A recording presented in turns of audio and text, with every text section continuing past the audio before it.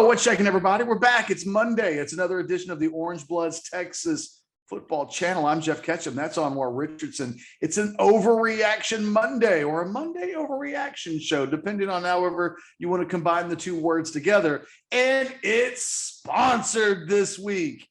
Sponsored in future weeks as well, Mr. Richardson. The Rogue Shop, Rogue Apothecary, one of our absolute favorites, is the sponsor of the Monday Overreaction show. Go to therogueshop.com, promo code OrangeBloods.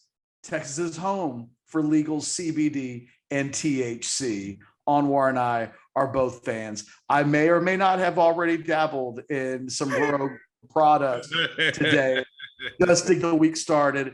After Liverpool. Hey, were you at the race yesterday? No, it was too expensive.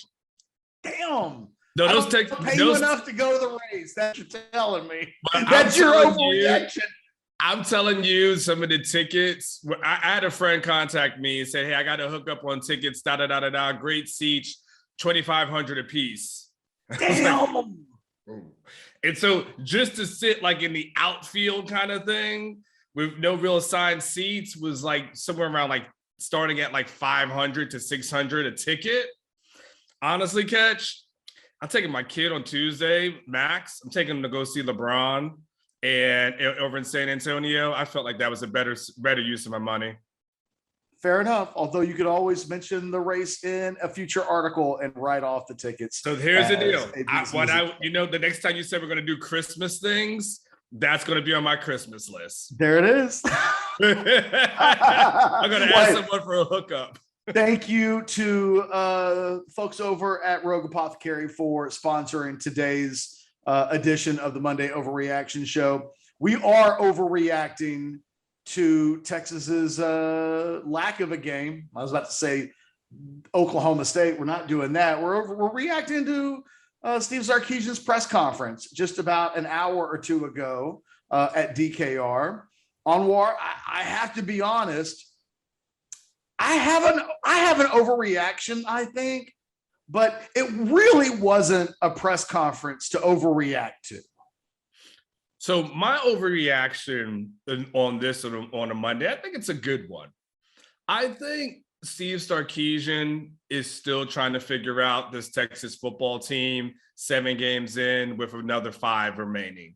He was talking, Catch, about basically like trying to find out this team psyche, right? That was a huge thing today, like the psyche of this team and, what's happening to them in third and in the fourth quarter. Because like we played good for 3 quarters and then, the fourth quarter kind of thing happens, shows them some sort of movie, some inspirational thing. And, and look, he's got to do that, right, Catch? He's got to try to figure out the answers, but it shows that 7 games in, he's still a little unsure. He's still a little unsure what to do. He's still a little unsure how to push these guys' buttons. He's still a little unsure on how to get them to play for 4 quarters. And so for me, my biggest takeaway, Catch, is that from my overreaction is Sarkisian is still figuring out here in year 1 what he has, what to do with these guys. He knows he can get them to do it for at least a half or so, but then it's about the other,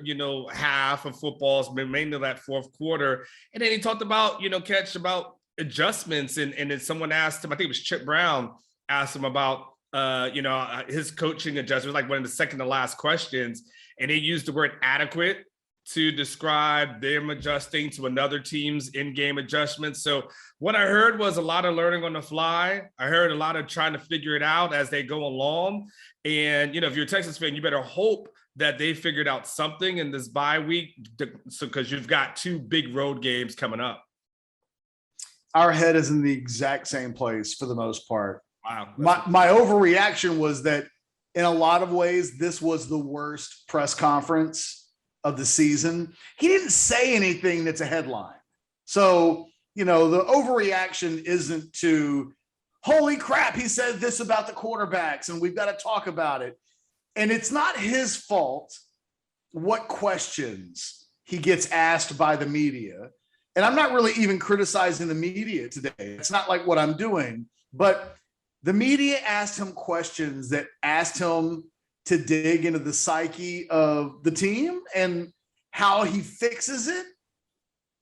And I honestly wanted to turn it off after the first 10 minutes because we're at the part of the season where, and Sark wouldn't know this, Sark wouldn't know how many seasons when we make the jokes about got to get the seniors eligible and stuff like that. And remember when Tom showed up, I can't remember which thing it was, but he and Charlie would do things that the previous coaching staff would do. Don't say it's hard to win. Don't, you know what I mean? Don't repeat those kind of same mistakes. Today was one of these press conferences that was a reminder. It's like, oh yeah, every season we do that thing where at some point the story that week from the media is how to put the Texas Longhorn Humpty Dumpty back together again. And listening to Sark talk about it, it honestly made me think of myself, because there are times when I really go into articulate detail about how something happens, why it happens, trying to explain the complexity and the nuance. And today I realized, oh crap, when I do that, people are turning me off.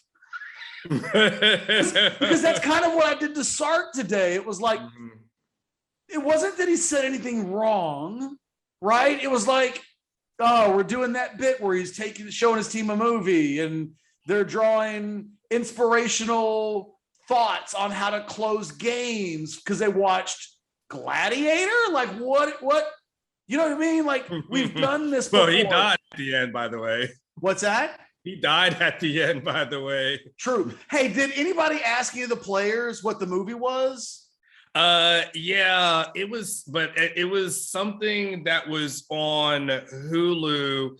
Something about a guy going up, climbing a mountain like 30,000 feet or some craziness like that. There's some show. If someone's watching this video, like, it's this, you idiot, but it's something that some guy, I don't know if he climbed Everest or something, but essentially it was a guy who went and climbed the mountain. And essentially the whole thing was to show how he goes through, battles adversity.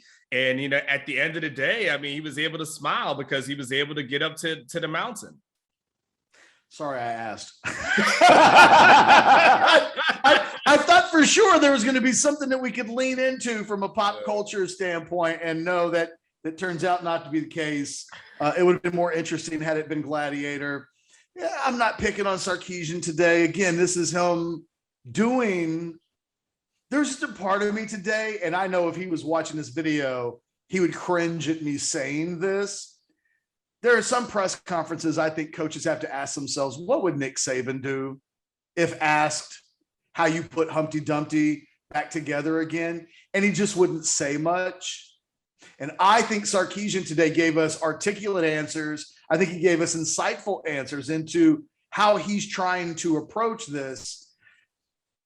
And I just don't know that I don't know how it hits. You know what I mean? Like, I don't think at the end of the day, I suppose nobody cares.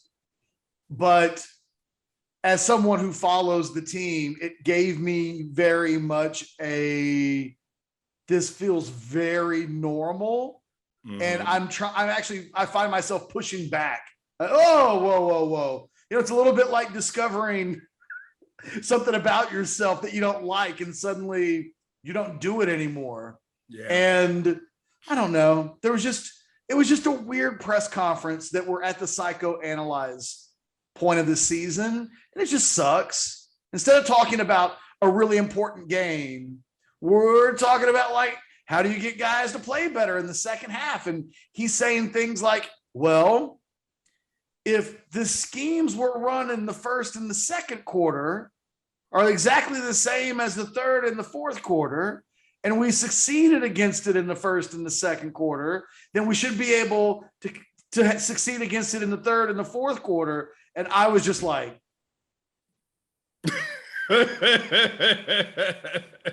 you know what I mean? It's like explaining something to my 7-year-old. It was like, so I don't know, but you and I are on the same page. Like, seriously, it really was kind of like the ick factor of, okay, so this is what this Monday was the psychobabble conversation piece And, it kind of, when it wasn't that, he talked a little bit about Baylor, gave them a lot of props. This is a dangerous Baylor football team that Texas takes on Saturday. It's a better team right now than Texas is. It's not as sexy at their peak. They're not as high flying and sexy and explosive potentially as the Longhorns, but Anwar, they run the ball just as well as Texas does, but they stop it a lot better. And these two things are going to meet head on Saturday. And it feels like one team averages 239 yards per game rushing, the other one 230. But the other one is like twice as good in run stop. So I don't know. Like, this is becoming I've been thinking Texas wins this game, even last week. But every day that goes by, maybe this is my overreaction for the Monday, I'm feeling like Saturday is even more dangerous than I've warned. I feel like for a month I've been warning about Baylor. Texas better come to play Saturday, or Baylor will kick their ass. Seriously. 100% Catch. And all this stuff, like, Catch, we said this before, when you start, these coaches start talking about certain things, it's like, what they don't realize is that everybody takes mental notes. And then if you lose, that's the thing that gets thrown at you or thrown against you. So you go out and lose against Baylor, then all of a sudden people are going to be like, well, what damn movie are you going to show this week, coach? Like, you know what I'm saying? Like, that's the type of thing that's going to happen to you. Like, oh, well, how was the intent in practice on Monday? Because we didn't see that on Saturday. Like, those things happen. And to your point, Catch, Baylor is a good team. I mean, they're 6-1. They had a bye as well. So they've had a week to heal up. They've had a week to rest. They've had a week to get ready for Texas and to be able to study film and be prepared to go, and to be able to talk about being in their home, in their environment. And yeah, if they haven't figured out what it takes to really close in the fourth quarter, and it's weird, Catch. We're talking to some of the players today, and they started talking about the necessity to close in the fourth quarter and how the guys have to see the importance of it and things to that effect. You start thinking to yourself, like, but how? Like, why does someone have to tell you got to finish playing in the fourth quarter? You've been playing football since Pee Wee, Pop Warner. You put your hand in the air at the beginning of every fourth quarter. Everyone does this. Everyone. They don't even know where it comes from. You don't do it in the third quarter. Hey, Anwar, you ever seen a dude come out at halftime with the 3 in the air? Never. It's always the 4.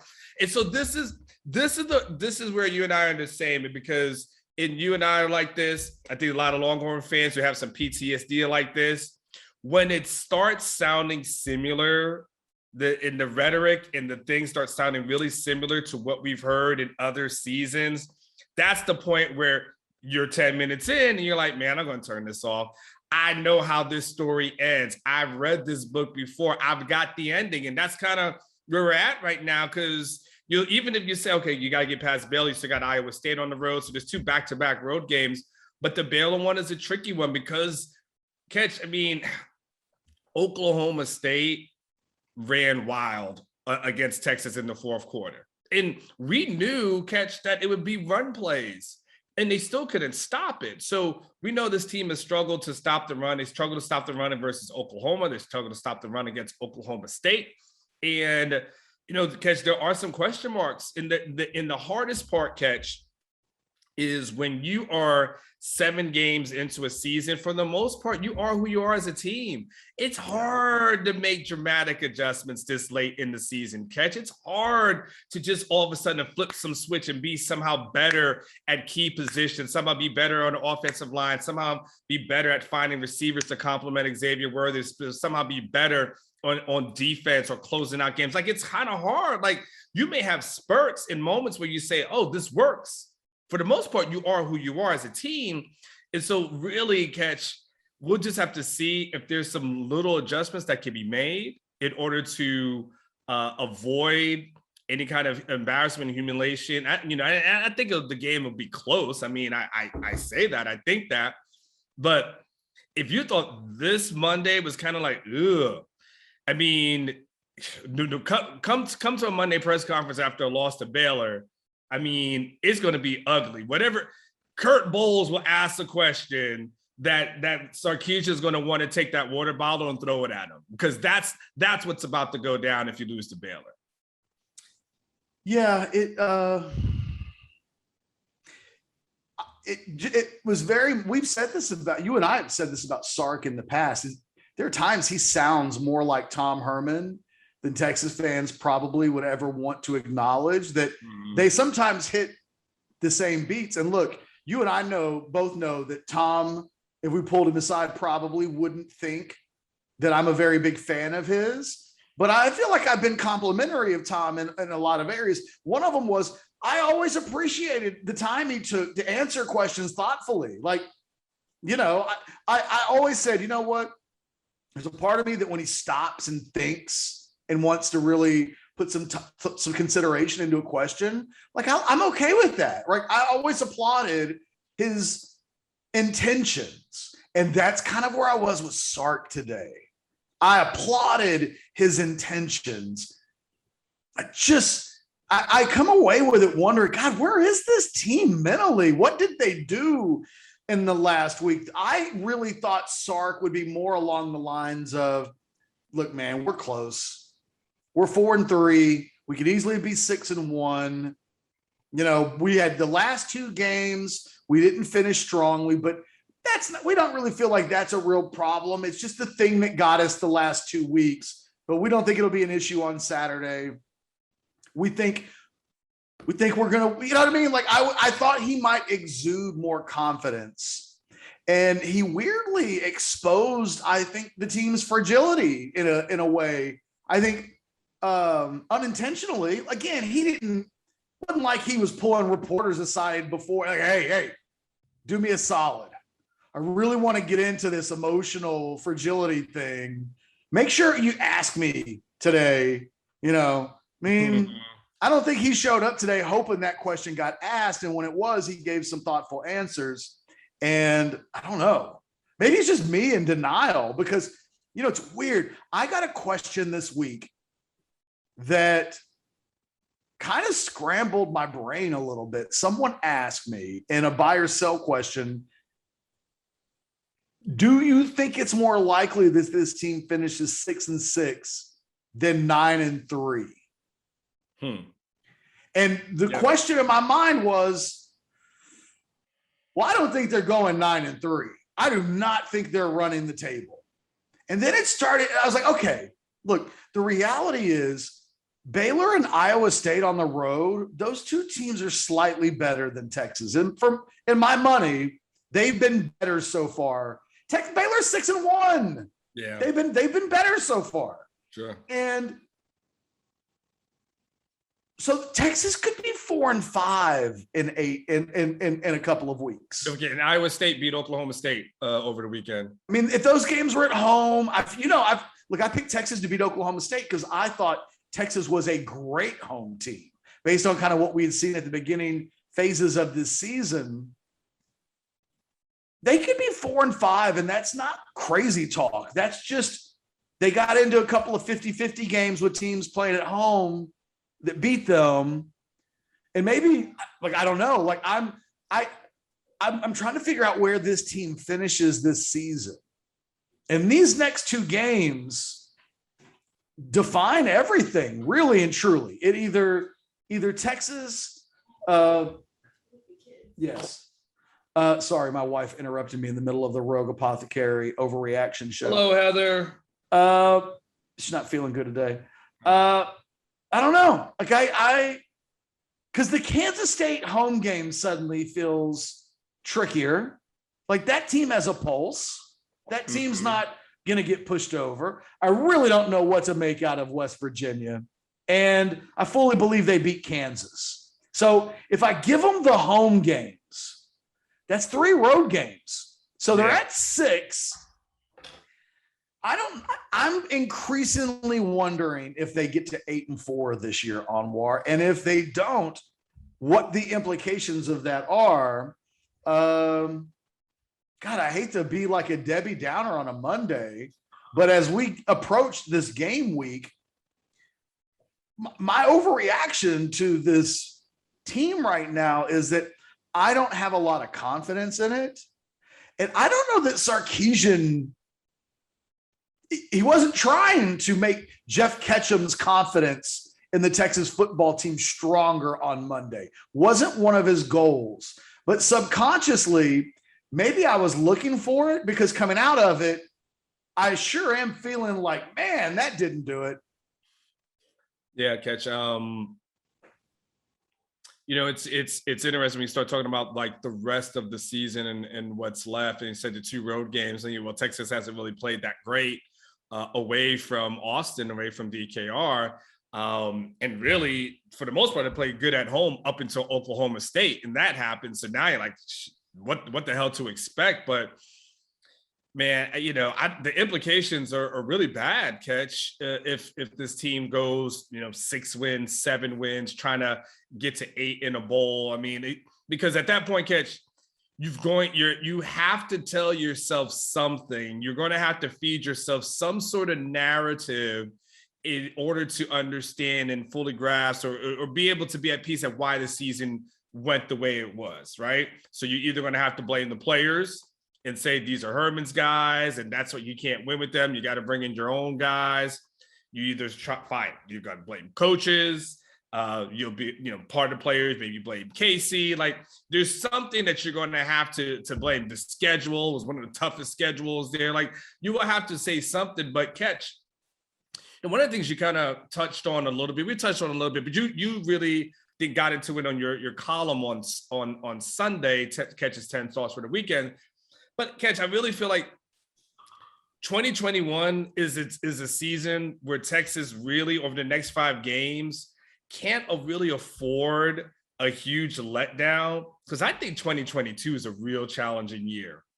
For whatever you think of this 2021 team, just take all these seniors and upperclassmen who are all on this team, or the guys that you think are going to go pro after the season, take them off that team and then fill them in with young guys who are unproven or guys you're going to take a gamble on in the transfer portal. And it's 2022 is a little fuzzy. It's a little scary right now. So for me, it's about getting the most and capitalizing on 2021, because even we talk about improving on the offensive line. Well, those guys take a few years to develop. You can't throw in a bunch of freshman offensive linemen. I mean, that's, I think Casey Thompson is on his ass now, throwing a bunch of young guys. So yeah, Catch, the one thing I mean, 6 wins, and I think that's a disaster. I think six is a disaster. 7 is pretty disastrous in itself. 8 would have meets my expectations because that's what I predicted prior to the season. But that's still nothing to brag about. Like that's still saying I didn't think this team would live up to their expectations, and then them achieving it, which is, say, well, you never thought this team was going to win stuff. That's not the point. The point is you expect them to be better than they are. And if they take a step backwards from where they were last season, then the recruiting is still going well. But what we'll see, Catch, from a recruiting standpoint is 2023 will all take a wait and see approach. They'll all say we need to see it on the field. This is what we started back in the beginning. We've seen this story before. We've read this book. We've seen this movie. And so that's why it's really important over the next 5 games that they go out and do everything that is possible and figure out the way to finish in the 4th quarter. Yeah, I think this may be my biggest overreaction on the show. Okay. Maybe we'll wrap it up with this. Baylor is low key one of the most important games in Steve Sarkisian's entire head coaching career, from Texas, Washington, USC, you name it.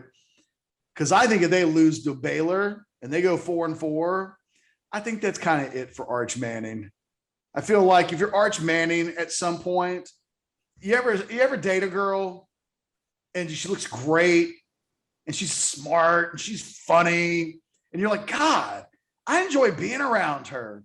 And then you're like, go out and hang out with the family for the first time, and you realize, oh, the dad's crazy, and the mom's crazy, and you're like, oh my God, the whole family's crazy. And then you start noticing other things, and you have to decide when to, okay, I'm out. Right. I mean, I've talked to you in relationship problems in the past, not about your wives and stuff like that, but people can be weird and crazy. Yes. And, you know, sometimes you think things are going well, and then something happens, and it's maybe this isn't going to work. Correct. If you're Arch Manning and you've got the choice, you can go anywhere, man. They're talking about you during your junior season in every national publication that writes about sports. You can go anywhere. You would go to Texas when they're 4-4 and struggling at that point to really keep their head above water. Texas has to win this weekend. And look, it's only like a stay of execution to a certain extent, because then they got to go into Ames in a week from now. And really, they need to win that game too. You win those 2 games back to back. You've got 3 to go. You're 6-3. And now I can kind of start buying the Arch Manning narrative again, because you can see the finish line, and you can see, okay, if it's always darkest before the dawn, Texas football's reached the dawn. Yeah. But I feel like Baylor and Ames, the next 2 weeks, are how dark it is right before dawn. Mm-hmm. And I have no idea how this thing goes, other than to be hugely transparent and say that if they don't win these next 2 games, starting on Saturday, it cannot be 4-4 after 8 games. That's Charlie territory. Yeah. And it sets the program in a position. My final thought, and I'll let you. Actually, I got one more after this. It's non-UT football related, but it puts the program in a position where starting next year, the same thing that happened to Tom and Charlie will happen with Steve, which is recruits will start saying things like, man, I grew up loving Texas. That's my dream school, but I want to see how they do this season before going all in. Yeah. And that is a recipe for bleeding out and dying, and just everybody hold, you know what I mean? Like it becomes really problematic if this thing, it's like an airplane that doesn't get off the ground when it's supposed to. Eventually the runway runs out, and you don't want to be Steve Sarkisian going into year 2 worried about your fucking runway. So my final thought is, look, they have got to come to play on Saturday. Because if you thought today's press conference about the psychobabble was bad, or I don't know, I thought was boring and unnecessary to a certain extent, imagine what it looks like if they lose in Waco, 3rd straight loss, 4-4. We're going to hear the bowl. We're going to hear them we're going to literally hear him say, we have to get our seniors bowl eligible. And like, honest to God, I'm glad I don't own a gun. All right, here might be my final thought. A little bit off topic, but on topic. And I'll do this in a minute or so. I don't know what rock Steve Sarkisian has been under if he's never heard the term players win games and coaches lose them. Weird. That is one of the oldest adages in sports. And I was shocked. I think you did I wasn't sure if initially if he was trying to clown me at first. So then I was like, oh, is he trying to clown me? And I went back and listened to it on the way home. I was like, no, I don't feel like he was trying to clown me. So I kind of was like, okay, I'll let that go. But you think bothered him. I don't think he'd heard that. And I think I thought you were being tongue in cheek, because that is a well-known expression, so much so that you could bring it up as kind of in a kind of, I don't know. I thought you were joking when you said it, because it's well known. And I thought he took it personal. Like, it made it clear, like, we win together and lose together as a team. And he did not want to take, like, What he didn't want to say is us coaches are losing games. Correct. He did not want that. No. And my thing is, look, at the end of the day, Ketchum, this would be my final thought on everything. This lot wrapping up with this. I know you got to go. You know, for me, when it comes to coaches, I think you've got to always fall on your sword when it comes to when you're coaching college players, high school players. Like, you've got to fall on your sword. It's always got to be about what you guys can do better. I don't really want to come catch these press conferences and hear about how the players just need to do this, how the players just need to do that, and how we just need to do this in the fourth quarter. And I got to teach the guys how to do this. No, man, you're here. This is your job. Like, this is why they pay you high six figures for assistants, 7 figures. I mean, in excess. Like, I don't want to hear about how the players need to do something different. Like, at some point, it's a leadership thing. That's how it is. You know, it's funny, Catch. Sometimes people get in relationships, talk about relationships, right? People get in relationships. It's like, you know what? My wife doesn't do this. My girl doesn't do this. And she doesn't this, and she does this. And people list off all the negatives. And then at some point, if your woman isn't doing what you want them to do, sometimes it's not her problem. Sometimes it's a leadership problem because you're not leading in the way that's going to be effective, that's resonated with her for you guys to be on the same page. So I don't want to hear all about like how the players need to do this. I just like coaches, whether it was Tom, whether it's Orlando, all the assistants, Vance Bedford. I want to hear the coaches say, this is what we need to do differently, and this is how we need to get better. I always want to hear about the players. That's all I got to say. That's my final thought. All right. My final parting shot. I am a Liverpool soccer fan, football fan. I never bring up my passionate love in any of these videos. I don't think it's ever happened before, has it, Anwar? So know that this is special. Manchester United is a very big club, one of the most popular soccer clubs in the world. They're like the Yankees in a way. So I know that there are Manchester United fans that will watch this video. And to you guys, I simply have to say,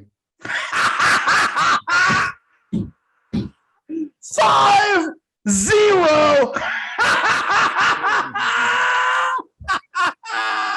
You're liking this one. You're enjoying. Look at that. Look at that smile on a Monday. Oh, God, when I'm 90 and I need to get aroused, I will watch video of that game 40 years from now, and it will greatly please me. Hey, did the Glazers still own that franchise, by the way? Yeah, they do. Okay, just curious. Okay, for myself and Anwar and for Rogue Apothecary, check them out at therogueshot.com, the new sponsor of the Monday Overreaction Show. Thanks for watching. We'll do this again on Tuesday here on the Orange Bloods Texas Football Channel. Hey, like the video, unless you're a Manchester United fan, at which case you go right on ahead and dislike the video. I don't care. Subscribe to the channel, though. We'll talk to you tomorrow. Later.